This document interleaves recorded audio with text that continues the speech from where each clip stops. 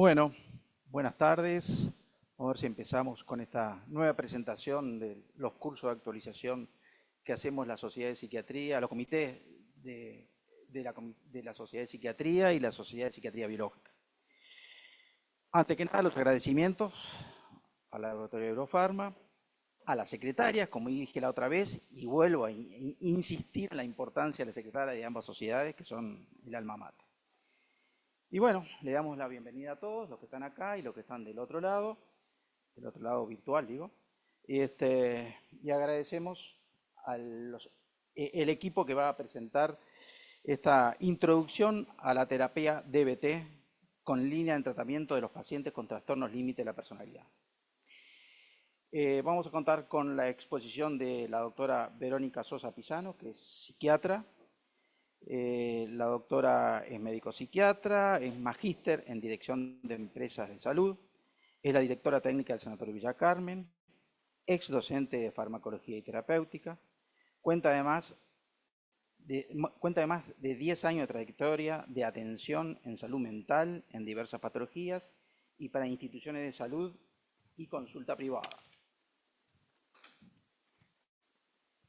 Además es especialista en terapia dialéctico-comportamental, habiéndose formado en Fundación Foro en Argentina y en el entrenamiento intensivo Behavioral Teach en el equipo de trabajo de Marsha Linehan, coordinadora de talleres para familiares de personas con desregulación emocional, desde el 2016 en el equipo de DBT Montevideo. Además va a estar la psicóloga Jimena Deana, que es terapeuta cognitivo-conductual de la Sociedad Uruguaya de Análisis y Modificación de la Conducta. Trabajó de terapia en consultorio particular y anteriormente en terapias de diversas mutualistas. Terapeuta coordinadora del grupo de entrenamiento de habilidades DBT para pacientes y coordinadora de talleres para familiares con desregulación emocional.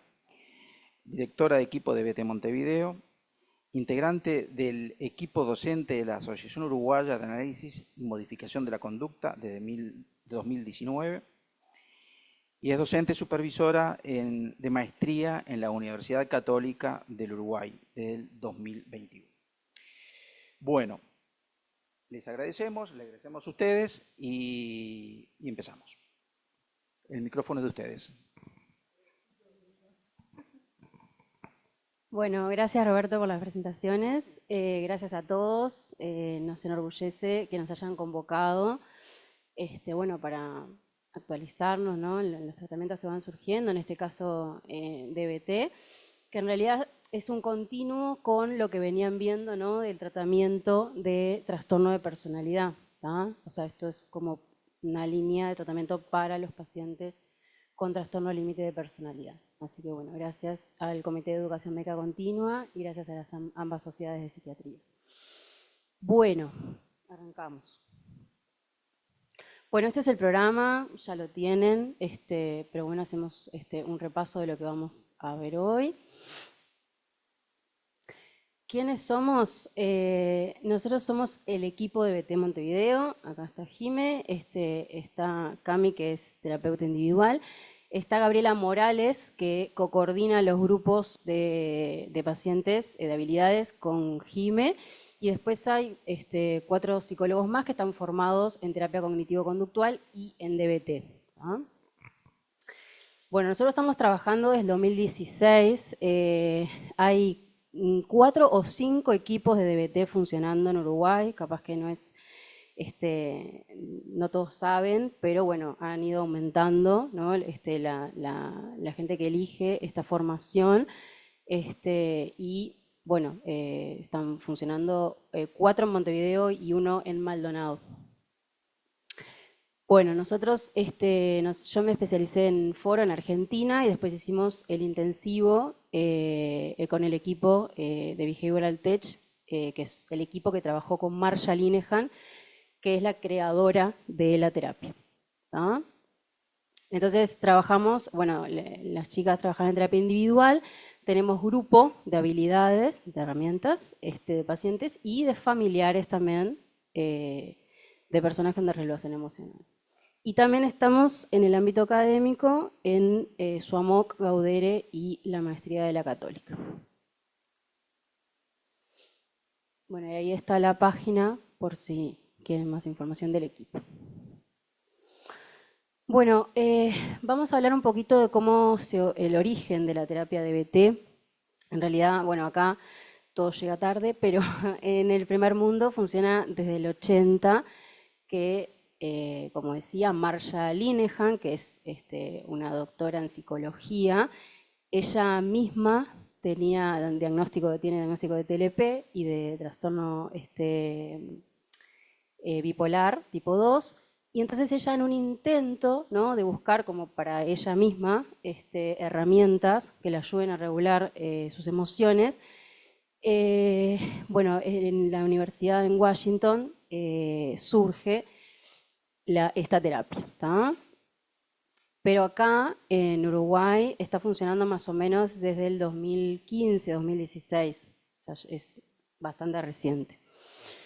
Es una terapia basada en la evidencia, lo que se conoce también como tercera ola, tercera generación, deriva de la terapia cognitivo-conductual y fue originalmente desarrollada para pacientes con trastorno límite de personalidad con alto riesgo suicida, ¿no? Luego probó ser eficaz para una diversidad de otros diagnósticos, que eso siguen aumentando los estudios, la evidencia, para otras patologías que en realidad tienen en común la desregulación emocional. Ese es el eje, ¿tá?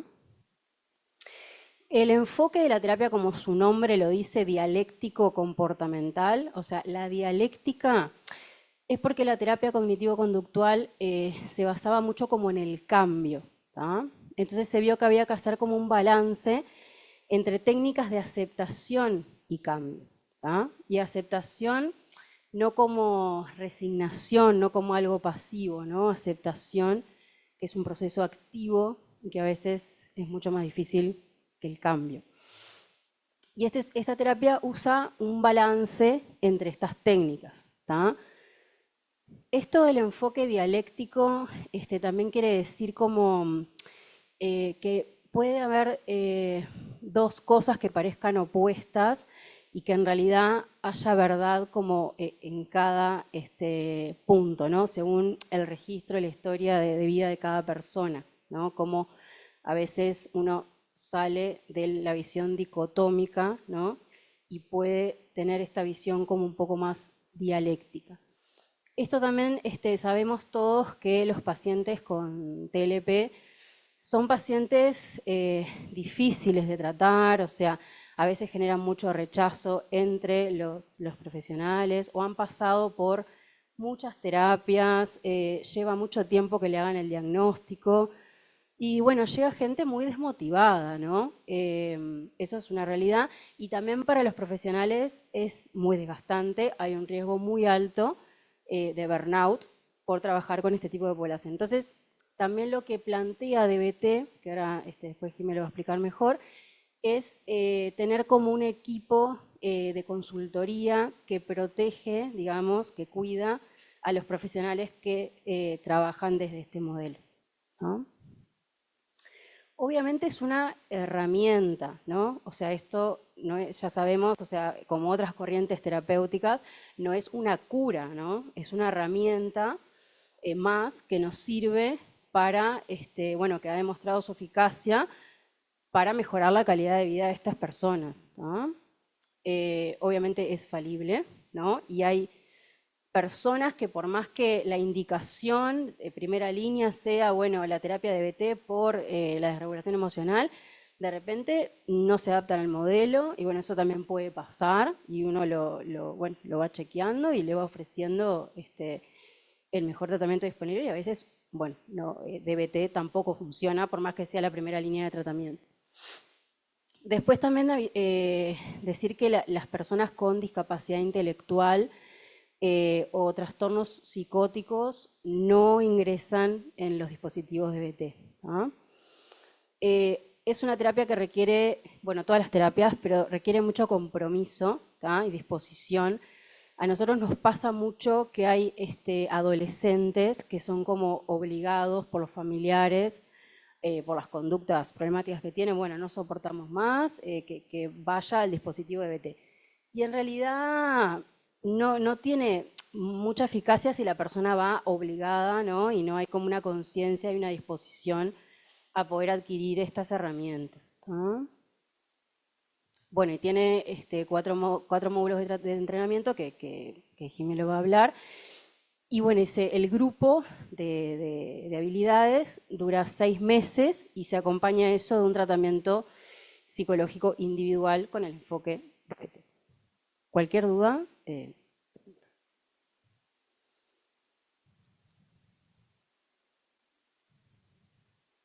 Bueno, y el lema, digamos, de la terapia es construir una vida que valga la pena ser vivida, porque en realidad, desde la perspectiva de los pacientes que tienen desregulación emocional o un trastorno límite de personalidad, el gran sufrimiento que tienen, bueno, ellos mismos transmiten que no quieren vivir de esa manera, ¿no? Con eso, con todas esas sensaciones intensas que tienen y que no pueden manejar efectivamente muchas veces. Entonces, el lema de la terapia de EBT es construir una vida que valga la pena ser vivida.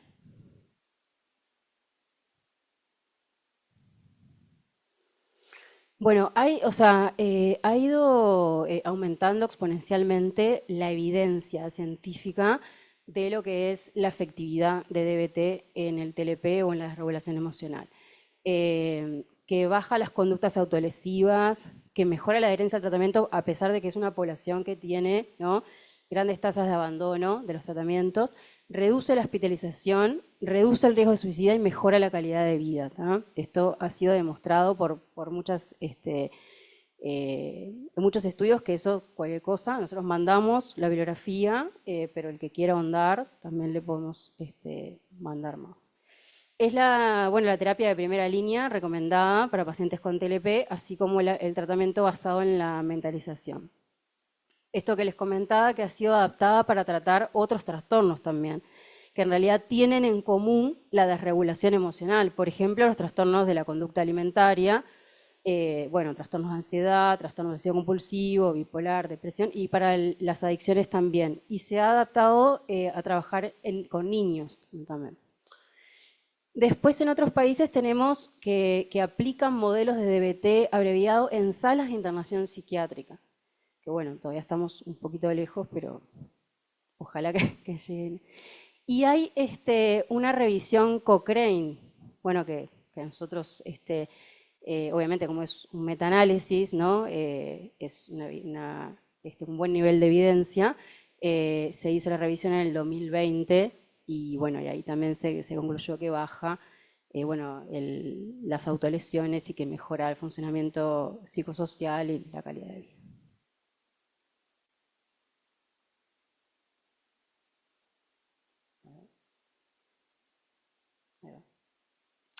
Bueno, DBT plantea esto de la teoría biosocial como explicando, digamos, lo que es la desregulación emocional. Y es así, hay una interrelación en lo que es la vulnerabilidad emocional y lo que le llama un ambiente invalidante.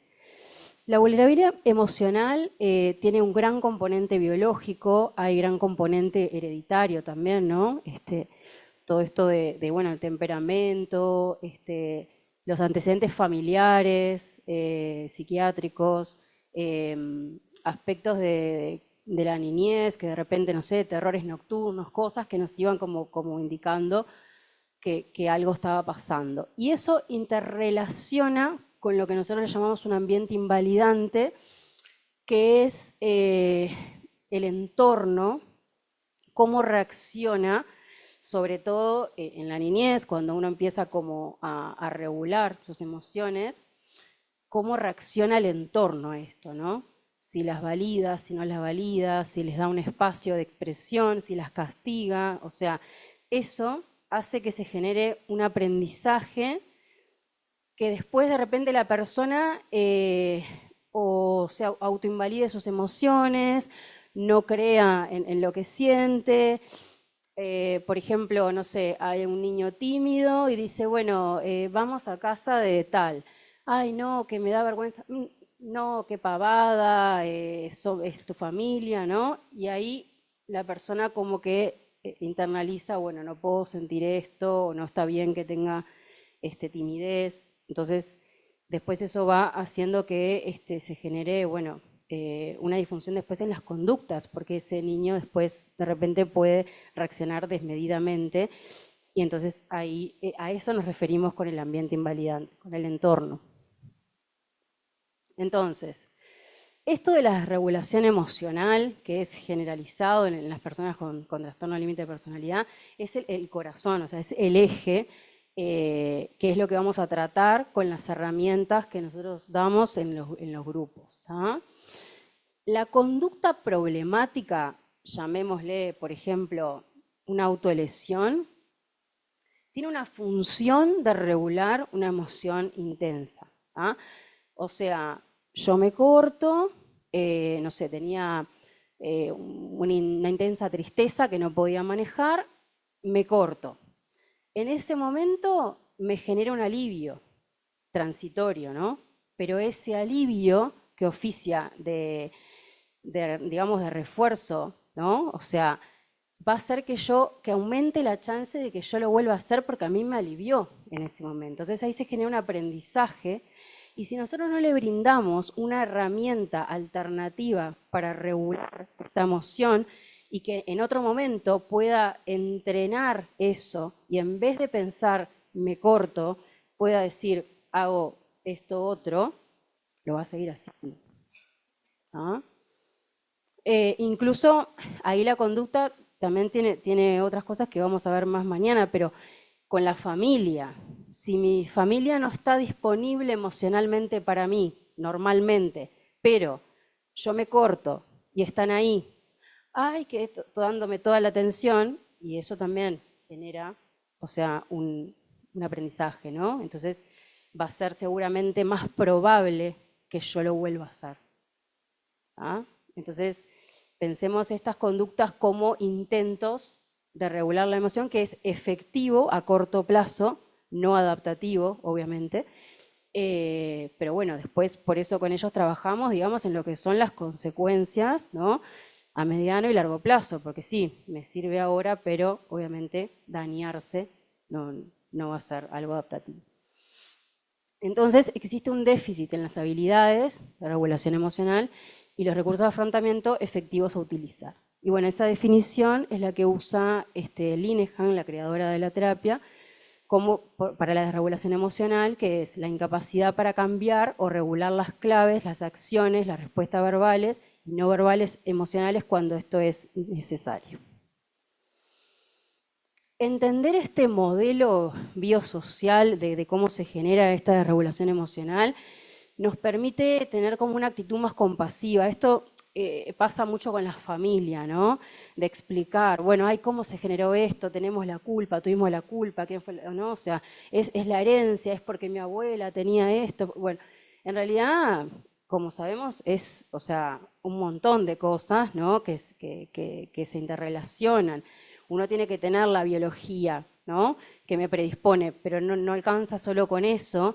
Y eso tiene que relacionarse con esto del ambiente invalidante, o sea, es como una interrelación, ¿no? No sea una cosa sola y es suficiente para que uno tenga el trastorno, ¿no?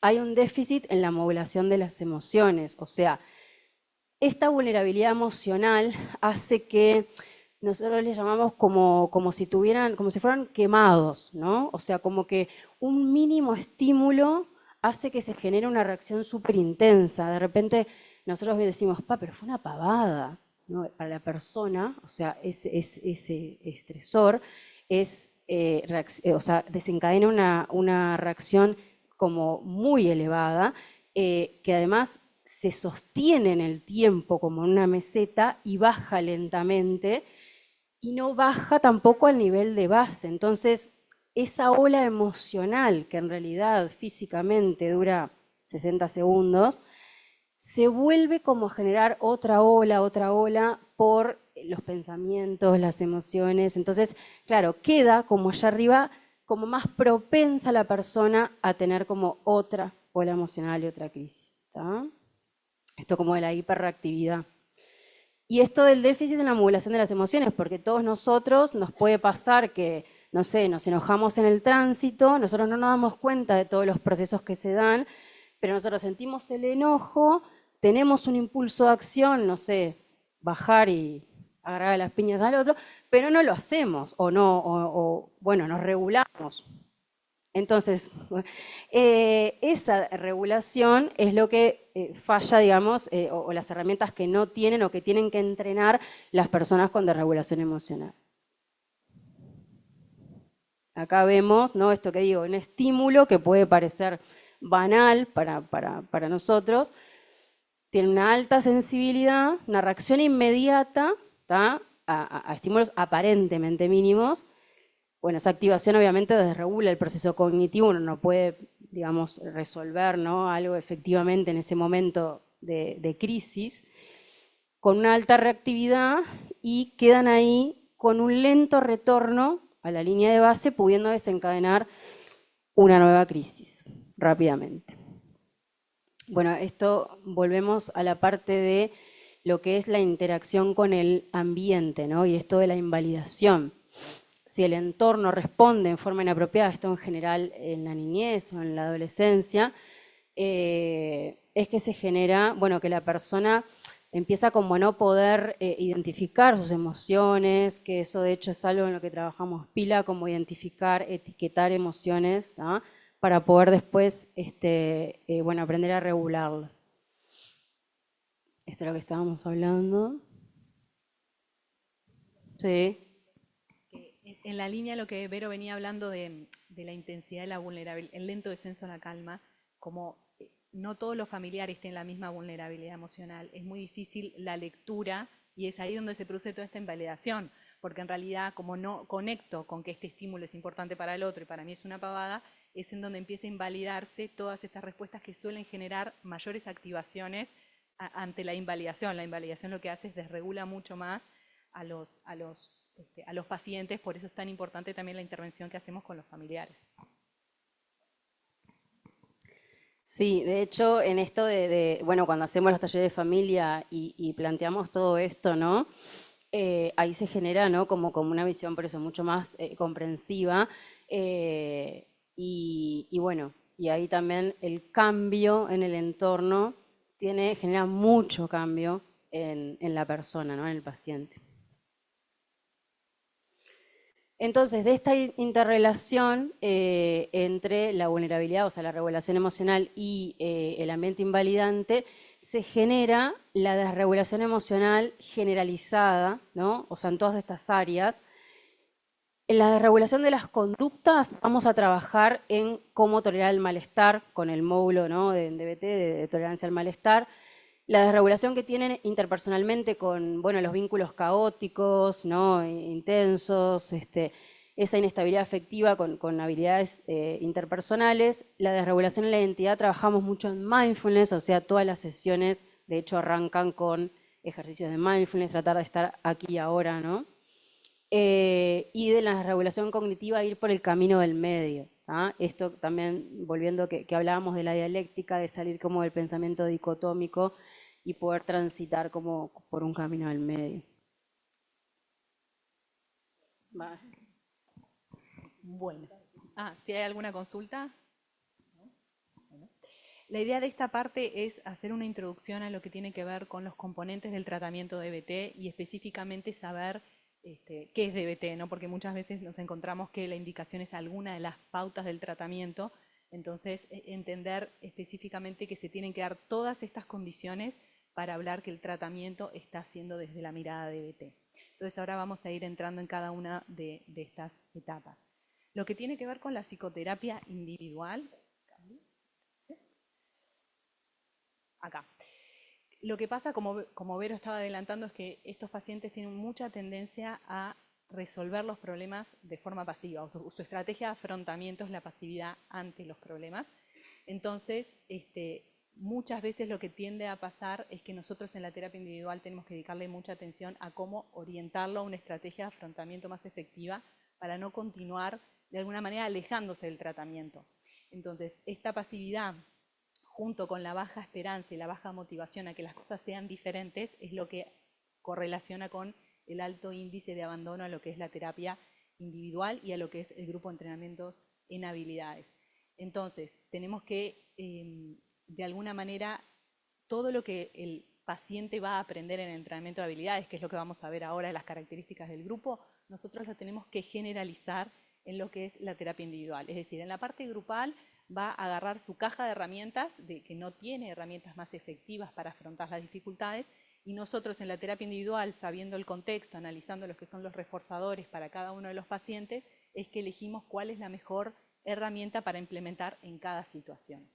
Entonces, de alguna manera avanzamos más rápido, porque Marshall Linehan lo que vio es que son pacientes que están de crisis en crisis. Entonces, en la terapia individual se sentía que estábamos todo el tiempo apagando incendios. Entonces, en realidad no da el tiempo para apagar el incendio y al mismo tiempo decirle cómo afrontar de otra manera, ¿no? Entonces, muchas veces los pacientes vienen sabiendo, bueno, tengo dificultad en tolerar la frustración.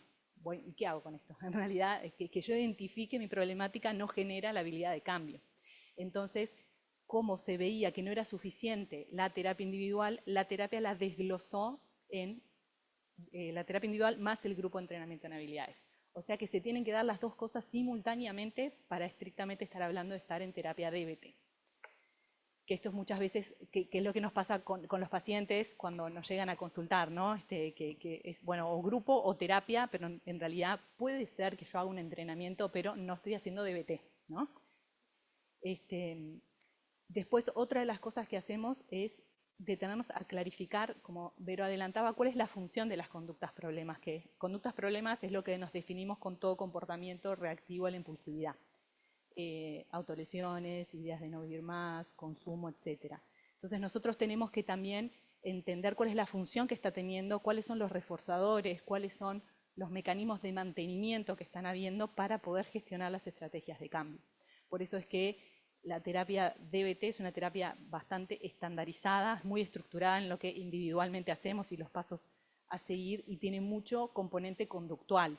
Más allá que después hacemos intervenciones en los que son los debates cognitivos, o el trabajo de las creencias irracionales, lo primero que tenemos que hacer es salir de que el paciente esté en riesgo. Entonces, para bajar las situaciones de ideaciones y las autolesiones, seguimos todo el protocolo mucho más conductual, que eso es una de las diferencias con lo que vendría a ser la terapia TCC estándar, ¿no? Que pone más énfasis capaz que las intervenciones cognitivas. Y después, construir una vida que valga la pena ser vivida, que esto que ya lo comentamos, que no es necesariamente, que no es DBT una terapia para prevenir el suicidio, ¿no? DBT es una terapia que ayuda a manejar las conductas de riesgo, pero tiene sentido en la medida que el paciente encuentra cuál es la función en la vida. Es decir, ¿por qué voy a hacer todo este esfuerzo que es importante para mí, que me cuesta más que quizás otra persona que no tenga desregulación emocional, para cambiar todas mis estrategias de afrontamiento? Y eso conecta con lo que es valioso para los pacientes. Por eso es que también tenemos que trabajar en construir qué conductas me acercan a alcanzar mis objetivos. Porque yo sé que una conducta de autolesión me hace mal, pero también va a tener más sentido si conecto con que esto me aleja de ir a estudiar, por ejemplo, porque para mí recibirme es importante. Entonces, los valores es lo que conecta la motivación a largo plazo y hace esto de la sensación de que tenga sentido la vida y sacar de alguna manera esa sensación como de vacío que muchas veces se siente con los pacientes. Y otro de los objetivos que hacemos en la terapia individual es estructurar el ambiente, más allá que tenemos lo que es la intervención con el grupo de familia, ¿no? Los talleres para familiares, también tenemos que ir haciendo intervenciones con los familiares más cercanos o con muchas veces también con los psicólogos de los liceos, porque la reacción que se da en ese contexto es lo que actúa como reforzadores. Entonces también tenemos que ir evaluando eso y ir haciendo esas intervenciones. Después acá simplemente como para mencionar que en el tratamiento nosotros individual seguimos como esta línea de diferentes etapas y fases, solo para comentarlos, que muchas veces estamos en pretratamiento cuando necesitamos clarificar las dudas y establecer metas y objetivos claros a dónde vamos a alcanzar y qué es lo que para el paciente es importante, ¿no? No solo lo que es importante para la familia, sino conectarlo con la valía del paciente. Y ese pretratamiento nos lleva un mes y medio, y recién ahí podemos decir que estamos empezando en lo que es la terapia. Y después estamos en la etapa 1, cuando trabajamos todo lo que tiene que ver con las conductas que atentan contra la vida, disminuir, esto soy yo que me muevo, que atentan contra la vida, la calidad de vida, es decir, cuando nosotros puede ser que estemos trabajando en valores, pero si hay conductas de riesgo, eso queda en pausa, vamos, como que volvemos de nuevo a la etapa 1 y recién cuando salimos del riesgo es que avanzamos en las siguientes etapas. Por eso esto que les decía que es bastante como estructurado lo que tenemos que hacer en función de las situaciones que está viviendo el paciente. Después lo que nos pasa es que cuando nos encontramos que se sale como de la situación de riesgo y quizás hay varios meses en donde no hay conductas de autolesión, es que tenemos que empezar a tratar las otras cosas que pueden estar como más de base y que podemos ver cuando eso se calma, que puede ser algún trastorno del estado de ánimo, la ansiedad, la sensación de desvergüenza y la evitación experiencial, porque muchas veces evitamos conectarnos con el malestar que estábamos sintiendo, entonces cuando esto baja podemos avanzar en trabajar esto. Y la etapa 3, que hace referencia a lo que hablábamos hace un ratito de construir como un sentido a la vida, manteniendo el autorrespeto y alcanzando metas. Y bueno, la etapa 4, que con pocos pacientes capaz que alcanzamos la etapa 4, pero es esto de tratar de expandir la conciencia y el sentimiento de plenitud, usando mucho que Marshall Linehan trae la filosofía budista, y es en eso como lo que se adhiere en la etapa 4 del tratamiento. Bien. Entonces, en los grupos de entrenamiento de habilidades, como decíamos, ¿no? La función tiene que ver con entrenar y promover nuevas habilidades para afrontar las situaciones y la regulación de las emociones. Y esto es algo que hacemos mucho énfasis también cuando tenemos la entrevista de ingreso, porque requiere mucho compromiso del paciente. Porque el paciente va a tener que estar en su terapia individual y por 6 meses, paralelamente, el entrenamiento en habilidades, que va a requerir, como toda nueva conducta que tenemos que incorporar, solo con escuchar algo no lo aprendemos, entonces va a requerir que haga tarea, que la ponga en práctica durante la semana y que por 6 meses esté como con 2 veces por semana de terapia. Entonces, esto es algo como muy importante que el paciente sepa, porque después pasa que es, bueno, hice DBT y no funcionó. Y en realidad, no sé si hicimos DBT, ¿no?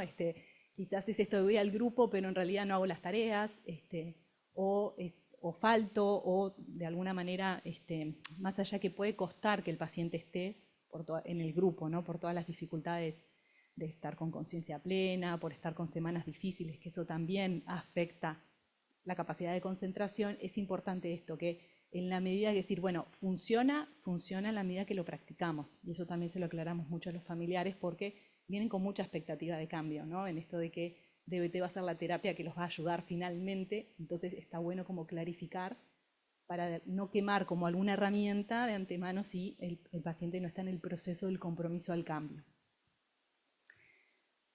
Entonces, respecto al grupo de entrenamiento, es como decíamos, la duración es de 6 meses aproximadamente.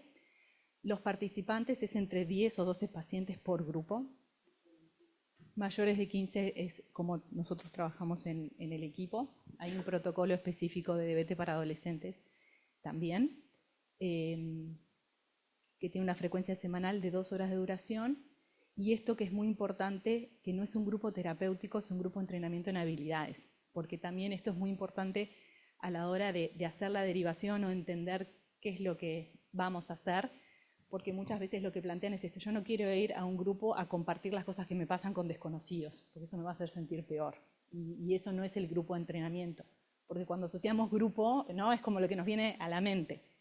Entonces, es esto de clarificar que va a ser un grupo en donde nosotros vamos a enseñar una nueva conducta, la vamos a modelar, vamos a hacer un ensayo y después vamos a dar feedback sobre esa evolución para generar el cambio conductual. En ese, a ver si está más adelante, las características. Ahí va. Y tenemos determinados acuerdos grupales que los participantes adhieren a la hora de venir al grupo. Uno de ellos es no hablar de conductas problema. Esto es una pauta porque en la medida que yo, capaz que comento, tuve una semana difícil, me corté, ya estoy trayendo a mi memoria lo que fue esa situación y empiezo a estar con activación, y que posiblemente es un disparador para mis otros compañeros. Entonces, Y pueden ser diferentes disparadores. Para mí es cortarme, para otra persona es ir a tomarse una cerveza, ¿no? Pueden ser diferentes. Entonces, el acuerdo es no verbalizar como un tema de autocuidado y simplemente quizás decir tuve una conducta problema, pero no especificar cuál. Y esta pauta, la idea es que se comparta durante el grupo, fuera del grupo, si van caminando juntos a la parada, es decir, como ese compromiso de autocuidado hacia todos. No podemos controlar todo lo que hacen, pero es esto del decir, bueno, es la invitación al cuidado. Otro de los acuerdos es no pedir ayuda en crisis a los otros participantes del grupo, ¿sí? Todas las personas que están en el grupo están haciendo psicoterapia individual al mismo tiempo y el terapeuta individual es el referente al cual pedir ayuda porque es el que sabe específicamente los disparadores, qué herramientas le funcionan, cuál no, y la reacción que puede tener el ambiente. Y además de que todos están tratando de hacer lo mejor que pueden con su propia desregulación, entonces recibir un pedido de ayuda con la preocupación que genera puede ser un activante mayor a todos.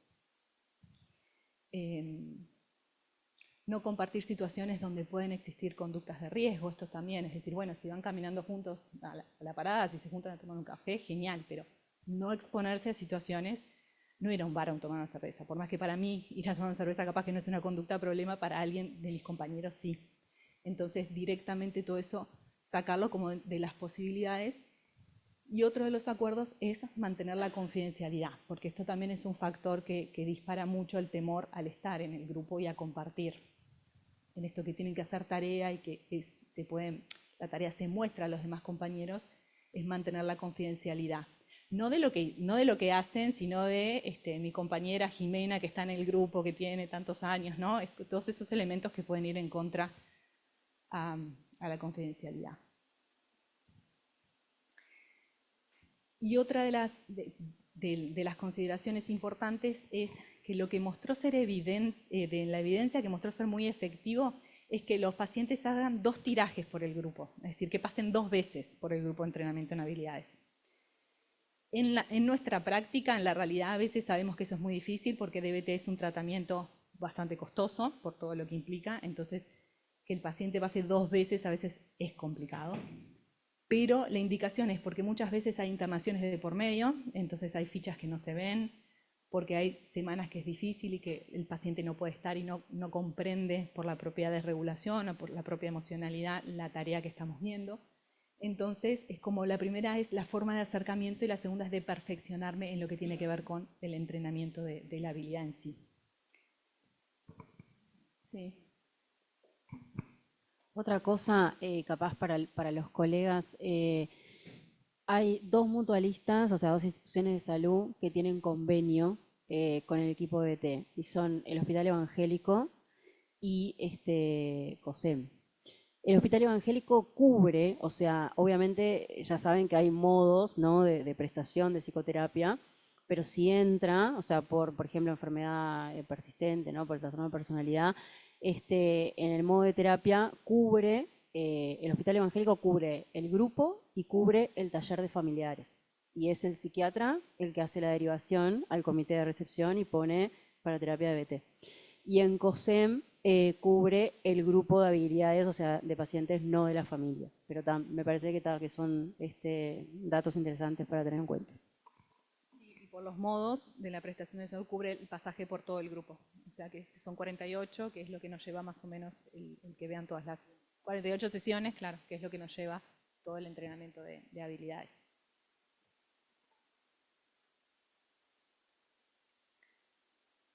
Por ahora venimos bien. ¿Sabían que funcionaba así, que era esto de la condición necesaria, grupo y terapia individual? ¿O no?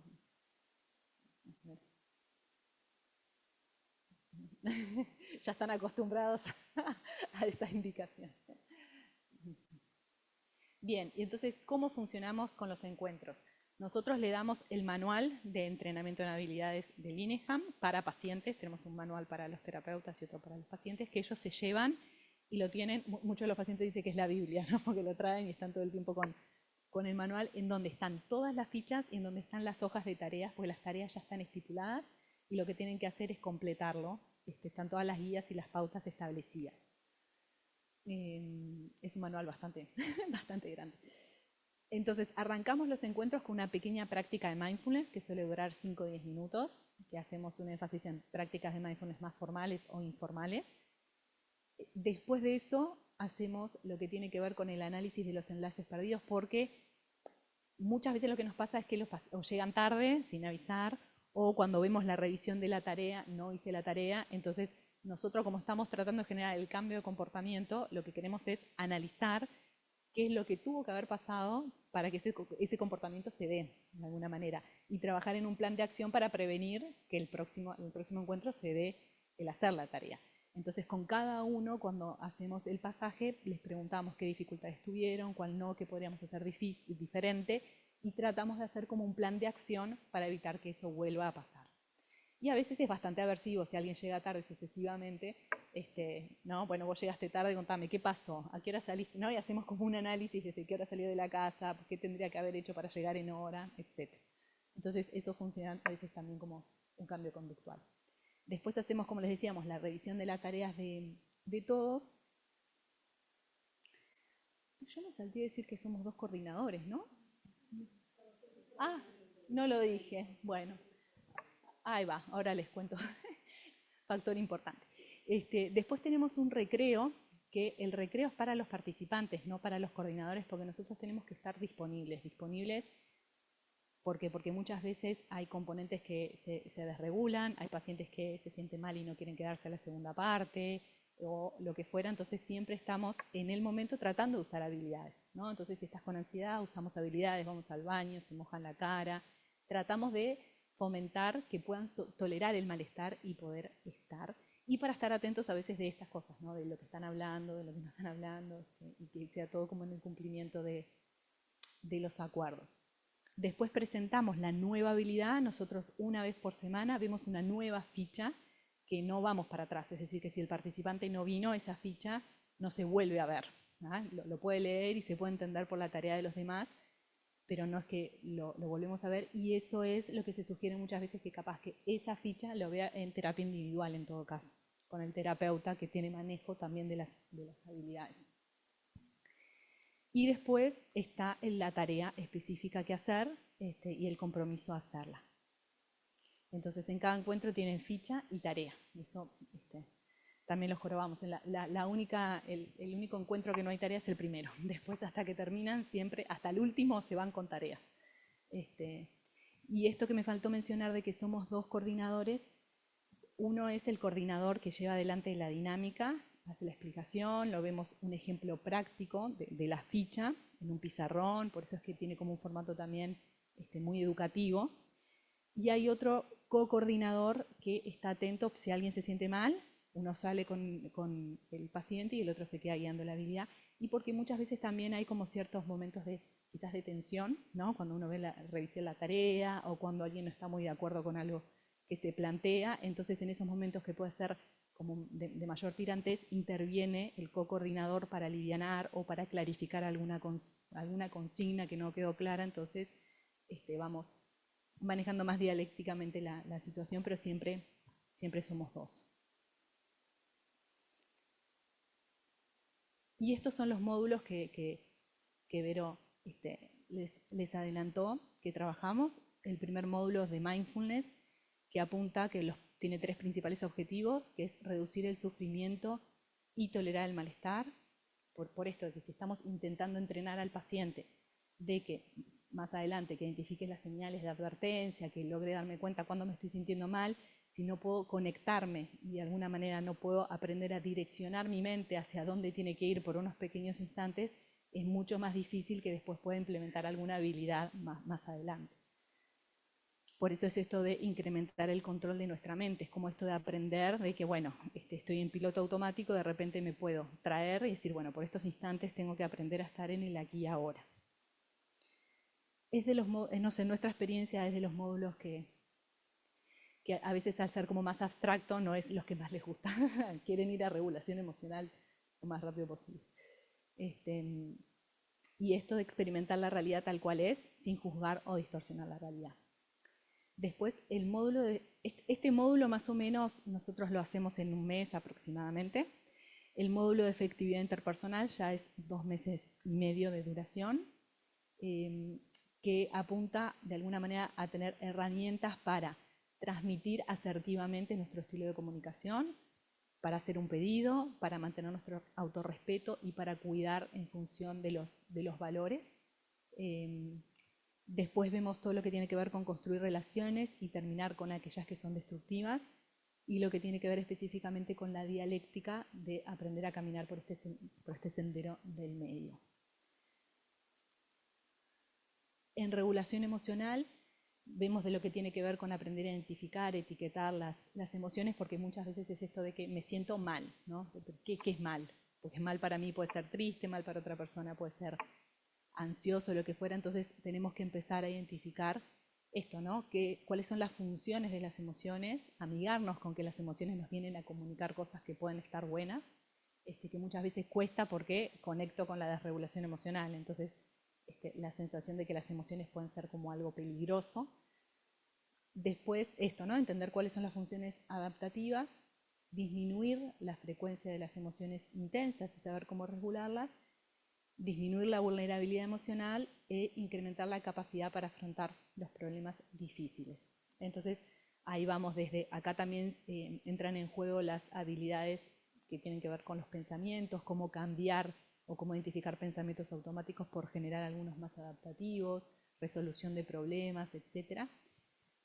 Y otro módulo que tiene que ver con la tolerancia al malestar, que son específicamente las habilidades que usamos en crisis para prevenir las conductas problema, junto con herramientas de aceptación, porque muchas veces, que lo vamos a ver mañana también, las habilidades de tolerancia al malestar, ya estoy, está, lo que buscan es surfear el momento, pero no resuelven el problema.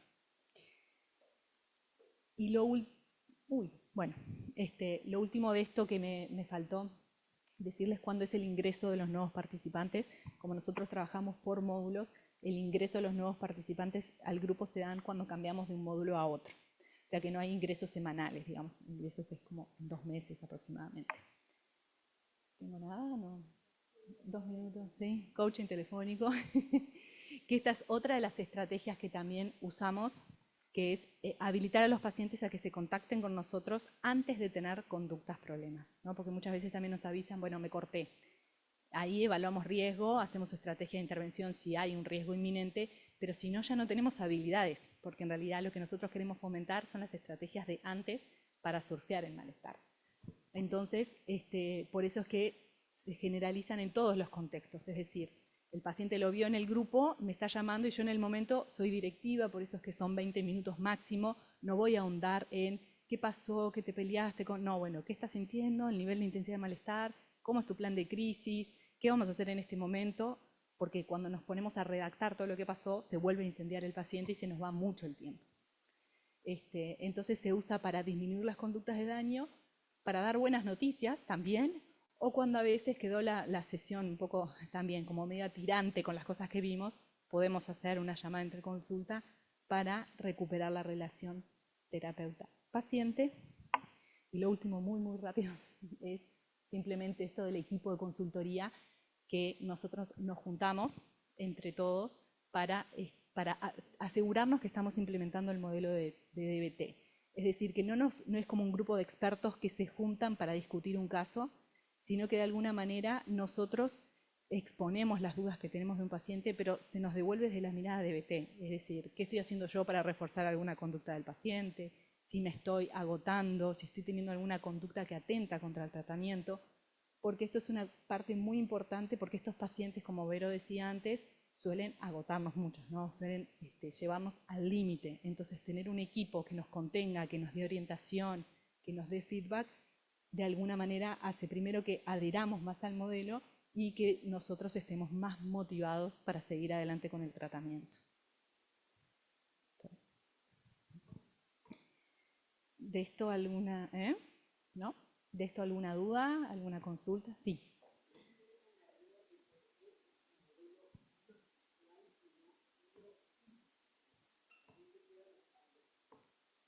Bueno, sí, a mí...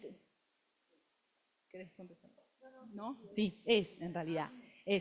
Sí, es bio por todo lo que tiene que ver con la vulnerabilidad emocional, por todo psicológico, por todas las estrategias de intervención que hacemos. y social por el grado de intervención del ambiente, sí, pero en realidad tiene el componente todo, porque en realidad todas las habilidades que estamos viendo apuntan. Sí, sí. Sí, claro.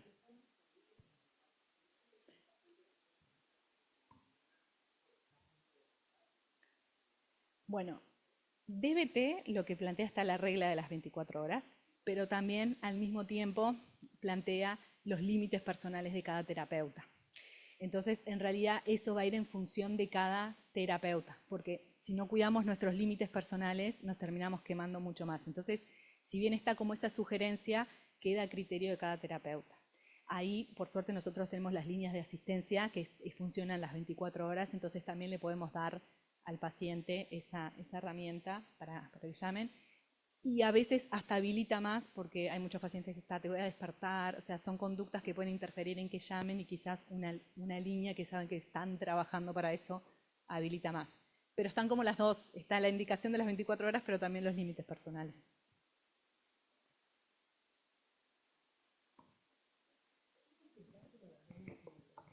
¿Nosotros en el grupo o...?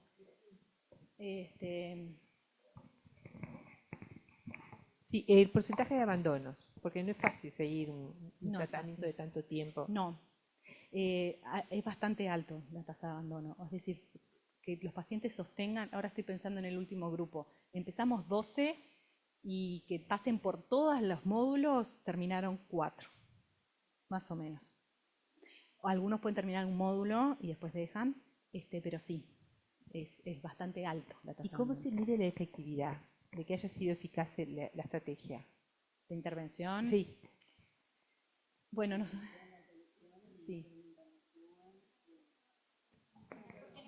Perdón. Evaluamos con eso, ¿no? O sea, midiendo, digamos, cuántas internaciones, cuántas conductas problemáticas tiene, y ahí, a ver, intentos. La mayor medición para eso va a ser el terapeuta individual, ¿no? Porque nosotros, puede ser que muchos de los participantes del grupo estén con terapeutas de nuestro equipo o no, puede ser que estén, ¿no? en otro espacio terapéutico. Entonces, nosotros en el grupo, al no ahondar necesariamente, salvo que estuvo internado porque nos avisan o lo que fuera, no hacemos como un registro de la tasa de cortes, de internaciones. Eso sí es el terapeuta más individual y muchas veces también la familia en la receptividad que está teniendo. ¿Y tienen alguna investigación en ese sentido, algún dato? Sí, hay un registro, o sea, que estamos armando, porque en realidad son 2 grupos semanales, o sea, el grupo de los miércoles y el grupo de los jueves, desde el 2016. O sea, es un montón de gente, es una base de datos amplia y se está haciendo el procesamiento. Porque no hay todavía acá... Habíamos empezado, seleccionamos todo el pre-test, post-test, nos agarró un poco la pandemia en el medio, lo habíamos empezado antes, entonces se nos dificultaba mucho al no tener nada presencial mandarlos que completen por el Google Docs y después no seguimos tanto en... O sea, es algo que me parece que está bueno profundizar porque tenemos fluidez de pacientes, claro. Y otra cosa también, eso también por tema de costos, nosotros si hay un terapeuta individual, no sé, la persona ya viene con su terapia cognitivo-conductual, que está alineado, digamos, a lo que es DBT, nosotros no le decimos, cerrá tu proceso cognitivo-conductual y pasate a un terapeuta. No, o sea, trabajamos en equipo con el psicólogo X cognitivo-conductual. El tema, por ejemplo, es si es un terapeuta de otra corriente más alejada, o sea, a lo nuestro. Entonces, ahí, por ejemplo, no sé, un psicoanálisis, por decir, un Gestalt, capaz que no tiene, o sea, idea de las herramientas de DBT y ahí ya es más complejo, o sea, trabajar en equipo y que, pero no por la persona, sino por el conocimiento, o sea, de estar en la misma línea y ahí ya para la generalización de las herramientas ya se complica y ahí de repente, bueno, sugerimos alguna otra intervención, ¿no? ¿Cómo es el número de pacientes en los grupos? Tienen un mínimo y un máximo, supongo. Sí, en el nuestro más de 12 no no permitimos porque en realidad no nos da el tiempo para hacer la revisión de la tarea que conlleva, porque no es solo que nos cuenten, sino esto de darle feedback, de ver cómo hacerlo diferente. Entonces, más de 12, no. Y ahí suman de 2 grupos cuando baja con la tasa de asistencia, suman 2 grupos al nuevo módulo, ¿no? El ingreso de pacientes es, o sea, ponele, hay bajas y ahí ingresan en el cambio de módulo, porque si no también es como un trastoque también para ellos, ¿no? Porque hay como se genera una cuestión de grupo que está buena, o sea, de pertenencia, de cosas, están habituados a que son tales, que todas las semanas está. Entonces, cuando los módulos son como de 2 meses, entonces ahí de repente cuando cambia el módulo es que permitimos, si hay lugar, con ese máximo de personas, poder ingresar a... Esa dinámica sí es lo que nos permite también mantener la motivación de los propios pacientes, porque arrancan 12 y capaz que en la mitad del módulo después bajan un montón y ellos mismos se van frustrando. Entonces empiezan nuevos y van conociendo nuevas personas y ahí aumenta la adherencia también al tratamiento.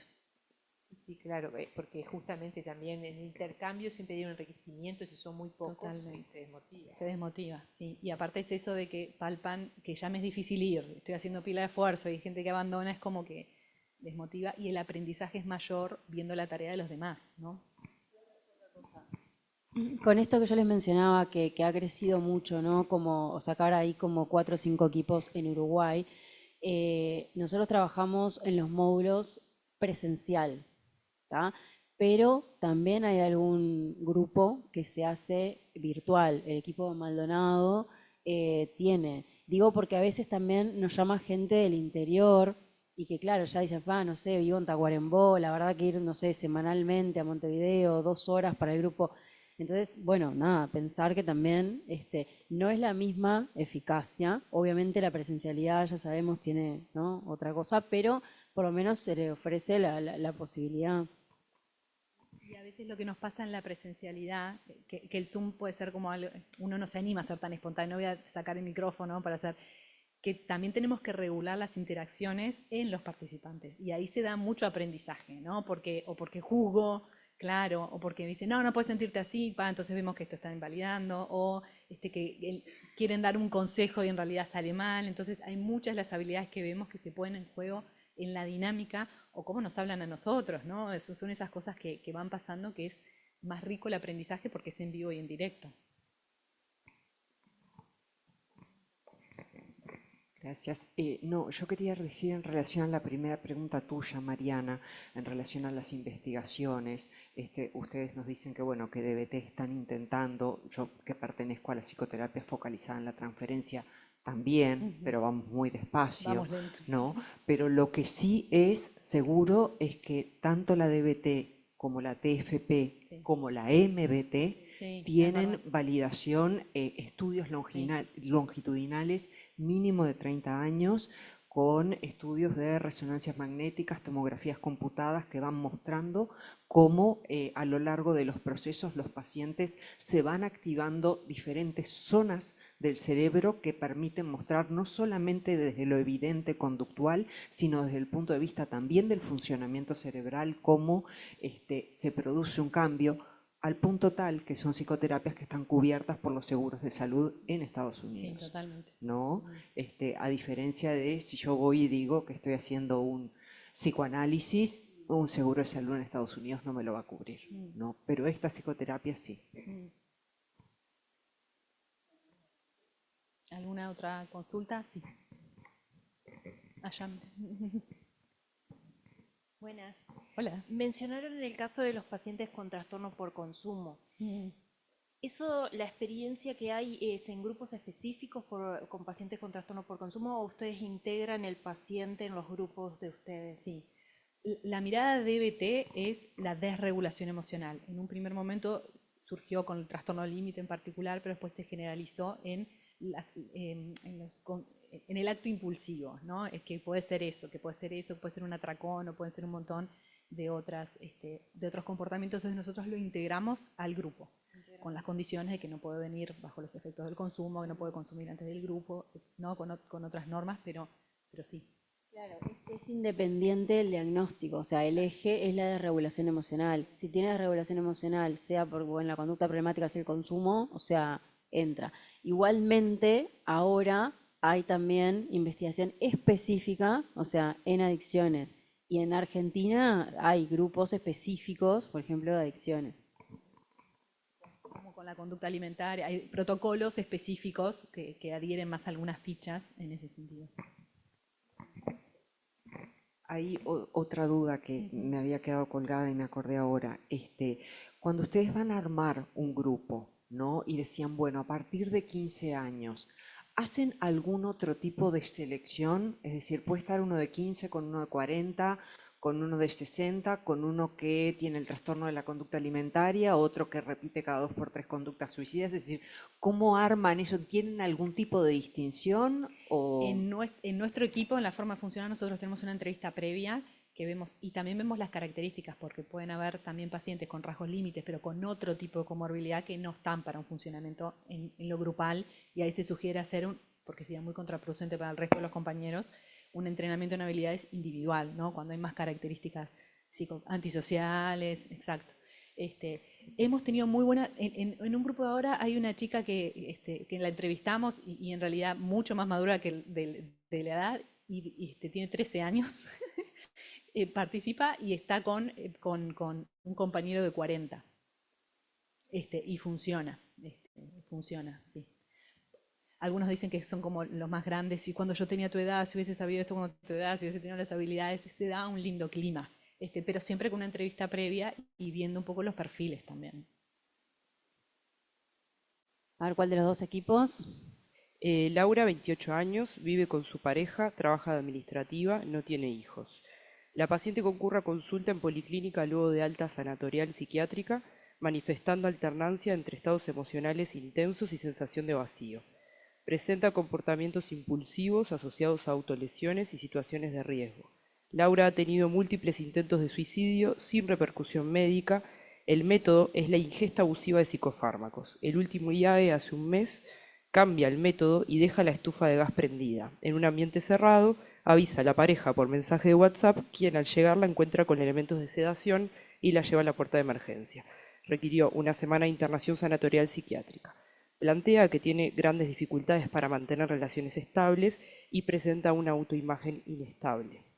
Concurre a psicoterapia de corriente gestáltica hace un año y adhiere irregularmente al tratamiento psicofarmacológico indicado.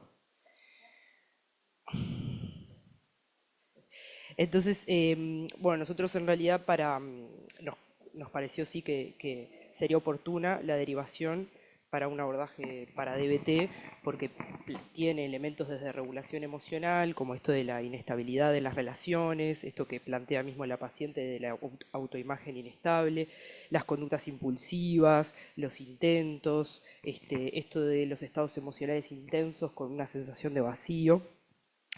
Y bueno, y en realidad lo que estuvimos como también hablando fue el cómo se lo plantearíamos a la paciente, que era lo otro, y en realidad como que al principio habían surgido ciertas cosas, pero después lo pensamos más como desde lo positivo, como no decirle lo que venía estando haciendo mal o lo que no estaba mejorando, porque al principio fue como, bueno, la escalada, la poca adherencia, ¿no? Pero después dijimos como capaz que por lo que sí le haría bien, como para mismo esto que ella trae, lo de mejorar las relaciones interpersonales y con ella misma, aprender a manejar sus emociones, aprender como otras estrategias ante los problemas de la vida, y algo que en realidad nos planteamos era esto de que ella viene en una psicoterapia de corriente gestáltica hace un año, y esto que ustedes decían como de que debería ser algo un poco más de la misma línea, pero también surgió como esa cuestión de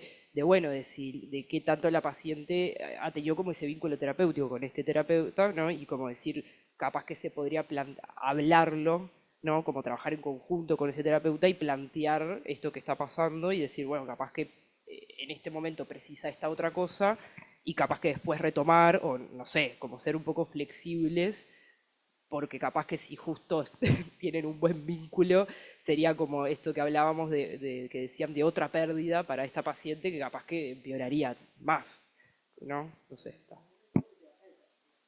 Esa misma aclaración iba a ser porque no hay pila de pacientes que nos dicen, bueno, yo me quiero quedar con, no sé, mi terapeuta psicoanalista y sumo la terapeuta de DBT. No, o sea, obviamente la referencia tiene que ser un terapeuta, claro, ¿no? O sea, y bueno, intentar trabajar en equipo con la persona. Es esto que hablábamos, ¿no? Seguramente la persona con formación gestáltica tal vez no tenga conocimiento ¿no? de esta línea y bueno, sea un poco más complejo generalizar habilidades, pero sí está esto del vínculo, obviamente, y de hacer un cambio, ¿no? 360 de tratamiento, con esto de arrancar un nuevo enfoque terapéutico, grupo, más, bueno, hacer el cierre con el terapeuta, arrancar con otro, la confianza, Entonces, sí, está bueno tener esta flexibilidad y el timing, ¿no?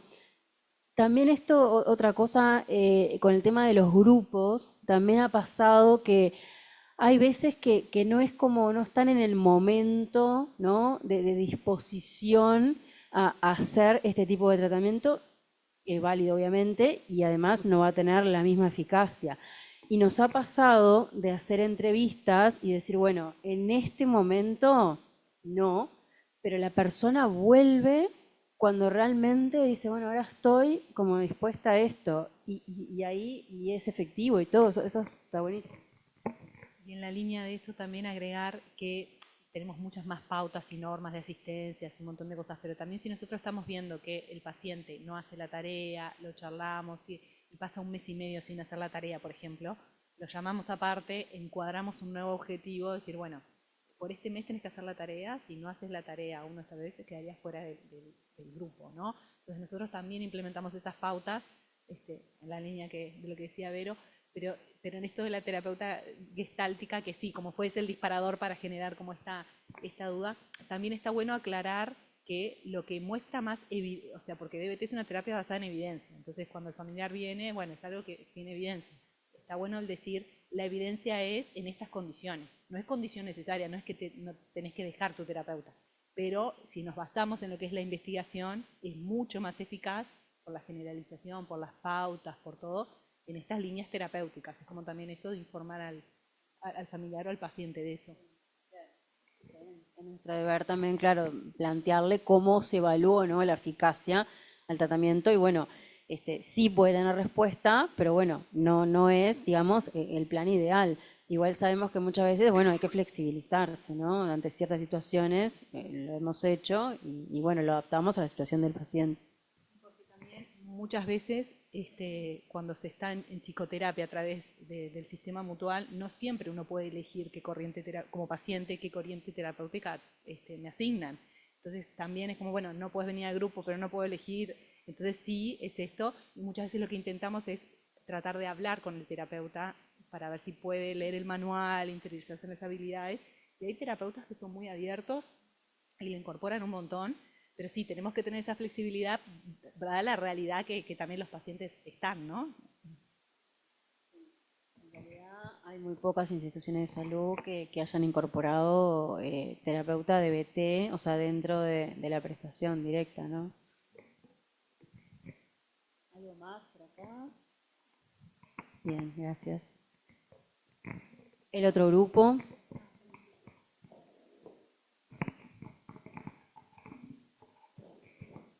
Bueno, a nosotros nos tocó el caso clínico 2. Se trata de Matías, 18 años, está cursando materias de quinto año de liceo, orientación biológica, soltero. Vive con los padres, concurre a policlínica refiriendo importantes sentimientos de angustia recurrentes y sensación crónica de vacío. Me siento como un agujero en el pecho que no puedo llenar. No logra sostener la asistencia regular al liceo, teniendo un mal rendimiento académico. También se observa dificultades en el cumplimiento de hábitos de higiene, sueño y alimentación. Ante fracasos académicos surge ideación suicida que luego cede. No puedo con todo, soy un fracaso. No ha tenido intentos de autoeliminación ni lesiones autoinfligidas. En ocasiones presenta crisis clásticas. Y bueno, concurre hace 2 meses a terapia cognitivo-conductual.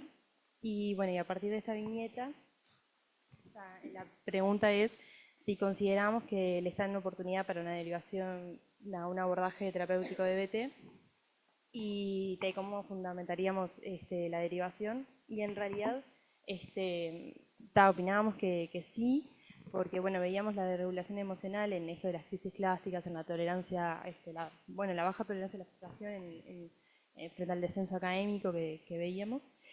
Pero también nos hicimos hipótesis, ¿no? En cuanto a, bueno, nos llamó la atención el hecho de que, bueno, perdón, y algo importante que sí, por ese motivo nosotros consideramos que también lo derivaríamos, es que vemos una solicitud de ayuda en él, en que hace 2 meses sostiene la psicoterapia, a pesar de que no está pudiendo sostener hábitos, ¿no? Entonces ahí nosotros nos hicimos la hipótesis de que, bueno, si no hay un episodio agudo, intercurrente, ¿no? Un episodio afectivo. Eso quedaría como para indagar más. Y bueno, ¿y cómo se lo transmitiríamos? Hablaríamos de bueno, el manejo, para aprender habilidades en cuanto al manejo del malestar, ¿no? También a nivel vincular, nos hicimos la hipótesis de, bueno, cómo está haciendo los vínculos en el liceo, él. Hipotetizamos también de que repitió un año, pues tiene 18, está en quinto, entonces, cómo es a nivel vincular y bueno, y también en lo ambiental en la casa, a indagar también. Pero, bueno, no sé. Y también, y integraríamos al terapeuta en, en el grupo, o sea, en el tratamiento grupal también. Porque vemos que hay un vínculo y eso lo sostiene y hay una alianza con él. Sí, está bueno también en esto de las características de lo grupal que Jimmy hablaba hoy. Si ustedes derivan algún paciente a algún dispositivo de BT, esto de explicar, porque realmente lo del grupo a veces genera, o sea, yo grupo no, o sea, mucha gente ya dice de entrada, o sea, no, mira que uno trabaja con un manual, o sea, como esa explicación, ¿no? De que yo les digo, es como que vas a aprender filosofía, pero vas con un manual a aprender cómo mejorar tu calidad de vida, o sea, herramientas, ¿no? Esto que decía Jime de no que no fomentamos como la interrelación entre ellos, ¿no? O sea, no es que voy y me presento desde el diagnóstico, hola, soy tal, tengo tal cosa, no, o sea, todos comparten la regulación emocional y van con el objetivo de aprender herramientas, o sea, para mejorar su calidad de vida. Digo porque a veces hay como un rechazo con esto de cuando uno nombra el grupo, ¿no? Y esto también del marco temporal, porque también la gente está como acostumbrada y voy y es como una terapia, no sé, eterna, digo por algunos pacientes, entonces también esto esto está enmarcado en objetivos, está enmarcado en un tiempo, o sea, eso ya a la persona le da como, ¿no? O sea, está bueno dar esa información. Y también el saber que hay otros participantes, más allá que no hablemos de las situaciones personales, pero que compartan la dificultad de regular las emociones, baja mucho la vulnerabilidad, ¿no? Entonces, bueno, me voy a sentir capaz que más entendido o menos amenazante, por más que no hablemos de esas situaciones, pero bueno, hay otro que le está costando tanto como a mí. Entonces eso también relaja mucho a la hora de ir después del primer encuentro, ¿no? Sí, y yo ahí pensaba también, ¿no? Que todos estos enfoques de las terapias de tercera generación que tienen manuales, ¿no? Cuando uno va a hacer derivaciones a cualquiera de ellas, el hecho de explicar que están manualizadas, que están basadas en evidencia, que son un proceso que tienen pasos que conocemos, que practicamos, o sea, que tiene algo, ¿no? De justamente, bueno, vamos a hacer que te sientas mejor. Bueno, eso es muy vago, todos queremos sentirnos mejor. Que seas feliz también es muy vago, ¿no? Yo qué sé, nosotros pedimos también, por lo que yo estoy viendo, ustedes también, tiene que haber objetivos concretos, Totalmente. ¿no? Y que justamente los podamos medir. Bueno, ¿cuáles son los objetivos de vida, más allá de lo que sea la ampliación del campo de la conciencia? Reinsertarse en un trabajo, reinsertarse en el liceo, llevarse mejor con los amigos, con tener pareja, ¿no? Lo que hace esto de a la vida más plena para el individuo, más funcional. Sí, y en la línea de esto que planteás, hay una de las primeras fichas que vemos que ellos tienen que anotar, que no lo comparten, ¿no? Obviamente en el grupo, pero cuáles son las conductas a disminuir y cuáles son las conductas a aumentar. Entonces, cuando terminan el grupo, también ven ven los avances que han tenido de lo que era al principio y motiva mucho, ¿no? El ver el avance que se está teniendo. No solo enfocado en las conductas problemáticas, sino hábitos, por ejemplo, ¿no? Quiero arrancar el gimnasio, quiero, no sé, los hábitos de horarios en el día, de alimentación, todas esas cosas, o sea, se ponen como conductas a aumentar. Sí, y aprovecho, me voy acordando cosas como para mencionar, que como estamos entrenándonos en alguna habilidad, nosotros siempre la tarea les decimos que traten de hacerla de algo de poca intensidad. Porque es como que yo, no sé, estoy empezando a correr y me anoto en una maratón y bueno, voy a fracasar y me va a aumentar la sensación de frustración. Entonces, en esa línea también de empezar y por la dificultad que tienen en identificar situaciones de poca intensidad emocional. Entonces eso es como un doble aprendizaje. Bueno, tengo emociones que no son 100 necesariamente y esas registrarlas y sobre esas trabajarlas para aumentar mi sensación de autocompetencia, para que puedo, y ahí se va. Es más probable que generalice también después. Yo quería hacer una preguntita que tenía que ver con el rol específico del psiquiatra en el grupo, ¿no? A punto de partida de este caso clínico, porque en realidad este muchacho de 18 años se discutió en el grupo hasta dónde no estaba cursando un episodio afectivo, entonces depresivo, y cuál era la ventana de oportunidad, si estabilizarlo desde ese punto de vista, si así era, y entonces saber si está el psiquiatra en la entrevista de ingreso, si se hace una evaluación específica, en el caso del que no había consultado psiquiatra, o sea que estaba ya en la terapia cognitivo-conductual y lo estaríamos derivando a DBT, ¿no? Sí, las entrevistas de ingreso las hacemos las tres, digamos, que estamos como en la dirección del equipo, pero obviamente las chiquilinas, o sea, Gabriela y Jimena, si detectan, digamos, algo anímico, bueno, trastorno de ansiedad, bueno, lo que sea que amerite, digamos, que estén en una oportunidad de valoración con un psiquiatra, obviamente lo veo. Claro, y ahí ajustamos porque además eso también mejora, por supuesto, o sea, estabilizarlo desde el punto de vista, no sé, de la patología que tenga a nivel anímico o bueno, ansiedad o lo que sea, va a ayudar en su proceso terapéutico, por supuesto. Entonces, sí, trabajamos en equipo. Como muchas otras veces, no sé si necesariamente en la entrevista de ingreso, pero con los pacientes de que no quieren tomar medicación o cambian. Entonces también como criterio decir, bueno, en esta situación, si no está acompañada por el tratamiento farmacológico, no podemos seguir en tratamiento, ¿no? Porque es una situación de riesgo. En esa misma línea, a mí me pasa también al revés, o sea, pacientes de alto riesgo que yo veo, sobre todo en la consulta particular, también, o sea, trastorno límite de personalidad, conductas de riesgo, y yo planteo directamente, bueno, esto es, o sea, el dispositivo completo, ¿no? Porque, bueno, entre que trabajar también, yo que sé, digo por el ámbito particular que estamos capaz que como más solos, o sea, y un paciente de riesgo, ¿no? Ahí en realidad entra el dispositivo completo, ¿no? Y si no, bueno, siempre tienen su mutualista o su institución de salud también, obviamente. Bien, gracias. Bueno, estábamos por ver si había preguntas en el Zoom. Por eso, en los grupos. Está, perfecto.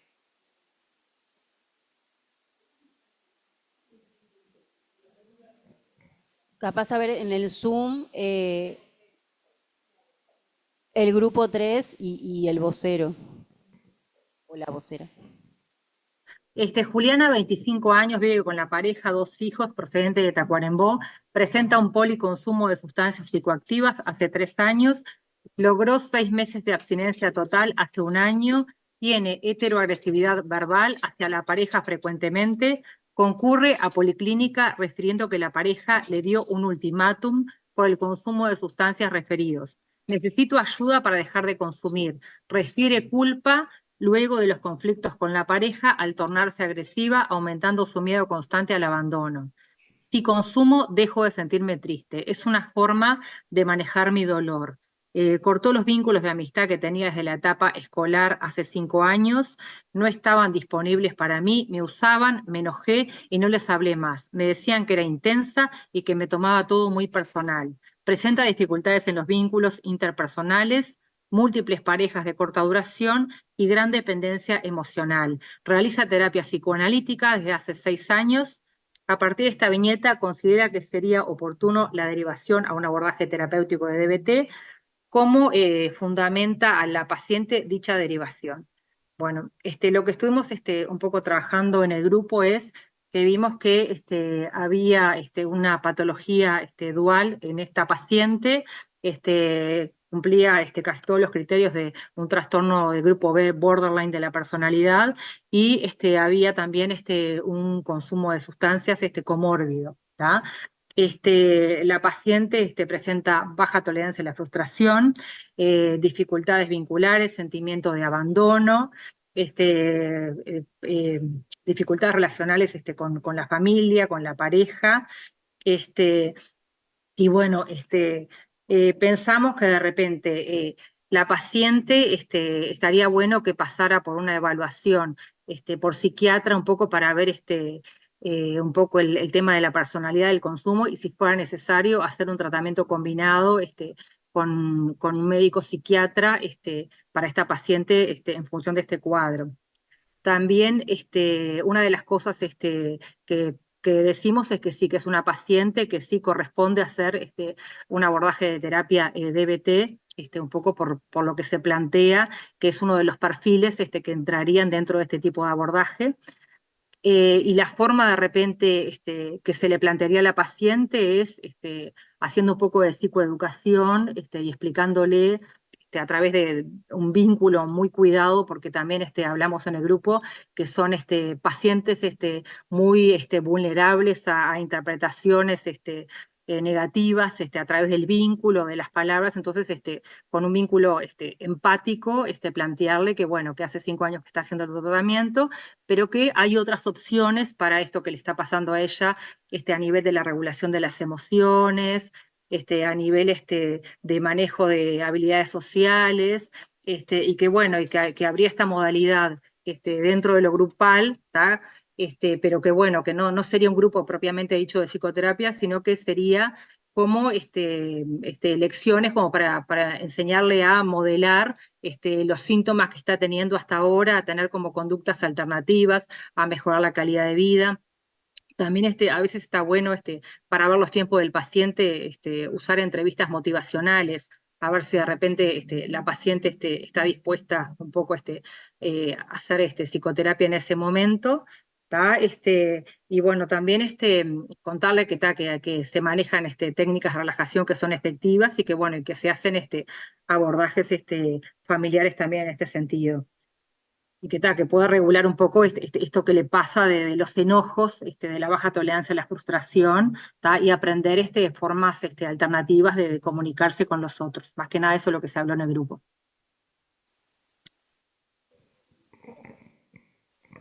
Genial. Gracias, Ingrid. ¿Alguien tiene alguna duda de esto? Queda...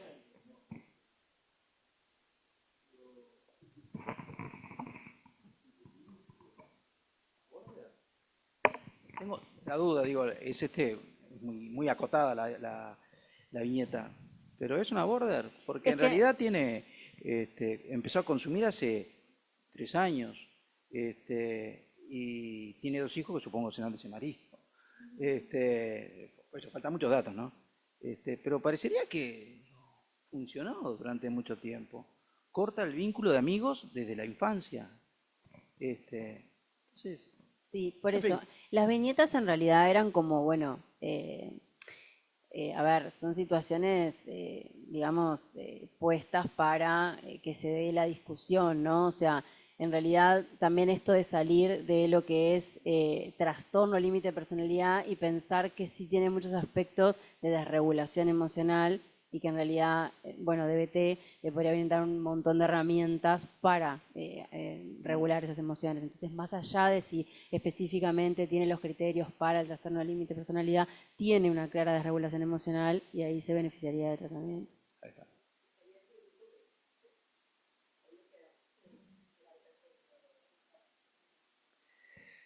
Sí, querida. Yo soy biológicamente optimista, ¿viste? Pero insisto que hay un corte y consumo de sustancias y ahí se desdibuja mucha cosa de lo que puede haber de una estructura de personalidad. Pero bueno, digo. Y es mucho más complejo también la evaluación que ¿no? Que cuando reciben al paciente hacen. Nuestra idea fue presentar como diferentes dificultades, valga la redundancia, para encuadrarlo en el dispositivo y que acá, como primando un poco más el consumo, que también podría estar indicado. Y muchas veces vemos esas comorbilidades, ¿no? que se tienen, pero era como esa, en esta viñeta en particular, como el disparador del consumo, que también podría ser derivado de DBT, digamos. Bien. El otro grupo, sí, con la viñeta 4. Hola, ¿cómo están? Hola. Florencia Cadenas. Leo.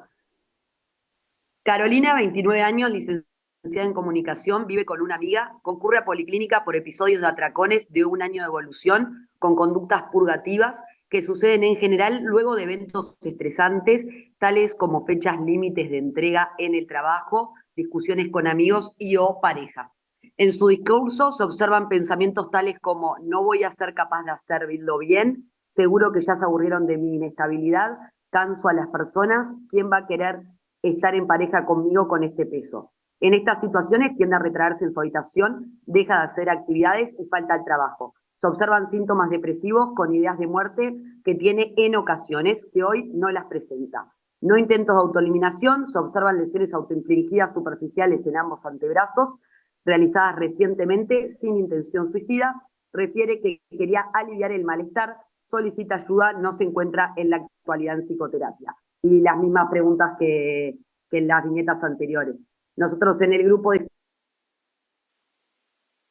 Se te silenció, no sé por qué.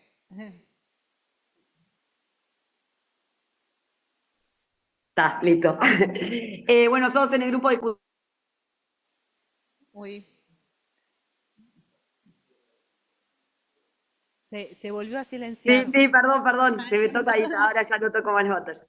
Nosotros en el grupo discutimos que sí nos parecía que tenía criterio de DBT, que se evidenciaba disregulación emocional en esto de que frente a las frustraciones o lo que sea, presentaba los atracones y las lesiones autoinfligidas, que había varios objetivos para trabajar con ella, de poder disminuir los atracones, las lesiones autoinfligidas, las faltas al trabajo, y que además destacábamos que de parte de ella había una demanda de ayuda y que entonces nos podíamos tomar de eso como para explicarle que existe esta terapia específica para la disregulación, planteando objetivos y explicando las características de la terapia.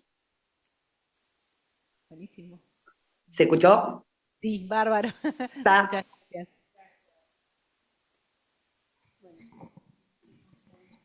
Bueno, vamos a compartir, como verán, las viñetas tienen cada una como sus diferentes perfiles. Vamos a compartir la viñeta 5, que nos interesa que, como creo que está prendido. La viñeta 5, Néstor, 45 años, carpintero, casado, tiene 2 hijos, antecedentes de varios episodios depresivos. Hace un mes tuvo un episodio de hipomanía. Yo soy hiperactivo, pero estaba pasado de rosca. Se le instaló tratamiento farmacológico estabilizador de ánimo y concurre a su control en policlínica. No internaciones psiquiátricas, no IAES. Se destaca de su personalidad gran inestabilidad en los vínculos, siendo los mismos caóticos, toma decisiones drásticas con respecto a culminar relaciones, actuando de manera impulsiva, luego manifiesta malestar porque se siente solo, me defraudan, me abandonan, presenta un estilo de comunicación agresivo y demandante, menciona sentir irritabilidad y enojo cuando su esposa le señala aspectos a modificar, explosiones de ira frecuentes, me enojo y golpeo todo, rompí el teléfono varias veces. Nunca realizó psicoterapia, sostuvo su tratamiento farmacológico indicado por psiquiatra. Mismas preguntas. ¿Qué les parece este paciente con este perfil? La respuesta que es para DBT se intuye, pero ¿qué les...? Claro, estamos todos para ese lado.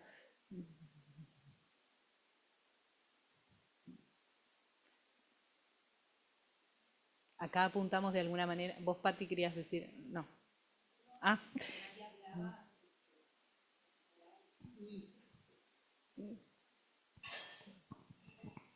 No, que evidentemente estaba en juego la comorbilidad, o sea que aparentemente es un paciente que tiene un diagnóstico psiquiátrico, pero que ha sido asistido del punto de vista puramente psiquiátrico y farmacológico, y que estaba faltando una gran pata en el tratamiento, o bueno, una gran, un gran factor que es el abordaje psicoterapéutico.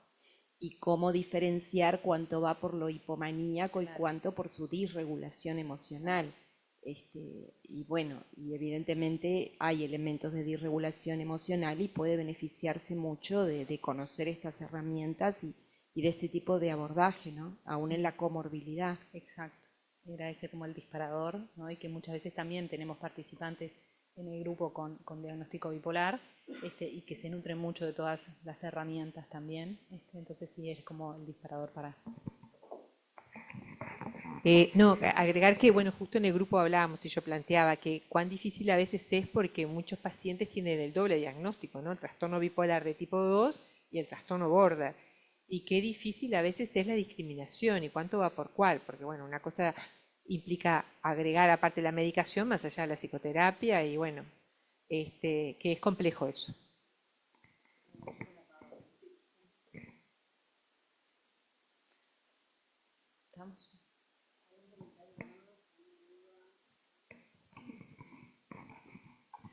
Yo pensaba también, vieron que siempre en los casos clínicos hay dos preguntas, ¿no? ¿Qué le dirías para derivarlo? ¿No? Y pensaba justamente en una persona de 45 años que por lo que yo entendí nunca ha transitado un proceso terapéutico, ¿no? Me parece que es todo un trabajo por parte del psiquiatra, del centro de salud, de cómo sea, ¿no? De cómo irlo llevando a hacerse a la idea, capaz que dice que sí enseguida, ¿no? Pero muchas veces cuando están acostumbrados al sistema médico y a lo psicofarmacológico, ¿no? La posibilidad de, creo que habría que hacer como un trabajo muy, muy fino, capaz ahí. Totalmente, sí. Sí. Con todo. Sin duda, sí. Es un desafío. Es todo un desafío, ¿no? Y también cuando está esto, de decir, bueno, más allá de lo farmacológico, cómo yo puedo ayudar a potenciar, ¿no? Que es necesario, obviamente, por eso la parte de la psiquiatría es parte del tratamiento, pero cómo, en qué medida mi uso de habilidades puede potenciar mucho más mi sentirme bien o detectar los síntomas de los cambios, ¿no? Y como ayuda un montón.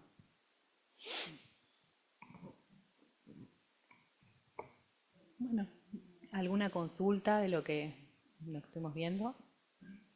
Bueno, mañana vamos a estar trabajando en lo que tiene que ver con las intervenciones reforzantes, como para identificar reforzadores, el trabajo que hacemos con la familia y el manejo de las internaciones dentro de la mirada DBT.